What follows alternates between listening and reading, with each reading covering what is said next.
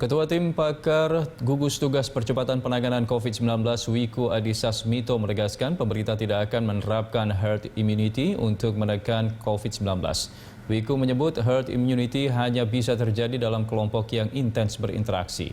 Wiku menegaskan herd immunity tidak akan terjadi di Indonesia maupun dunia. COVID-19 hanya bisa ditekan dengan pola hidup sehat dan bersih.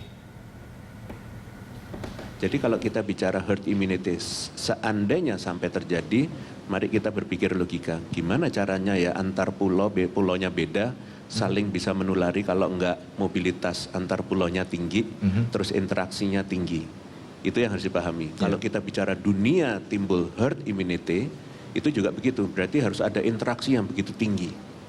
Nah, jadi kalau kita berpikir tentang, wah ini akan ada herd immunity, kita bayangkan saja, kalau kita tahu bahwa virus ini menularnya melalui droplets yang kita sampaikan pada orang lain ke kita, padahal kita pakai masker, sudah tercegah itu satu. Yang kedua, kita jaga jarak, tercegah kedua. Ketiga, kita cuci tangan sebelum menyentuh mata, hidung, dan mulut, tercegah lagi.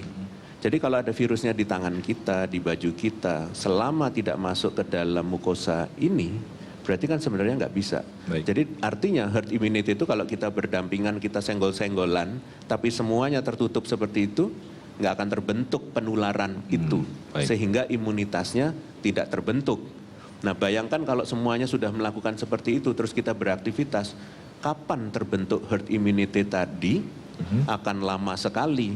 Jadi apakah terus pemerintah mengatakan kalau kita mulai bekerja, terus artinya, oh ini maunya herd immunity, bisa bertahun-tahun itu terbentuknya herd immunity. Kecuali kalau dipaksakan, semua kontak-kontakan ya, jangan pakai semuanya ya.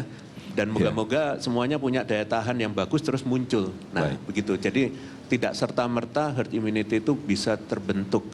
Itu cuma teorinya herd immunity, bahkan dari John Hopkins juga mengatakan, kita juga tahulah ilmunya itu, kalau sampai 70% masyarakatnya mempunyai imunitas secara kelompok, 70% dalam kelompok itu, maka virusnya nggak bisa kemana-mana.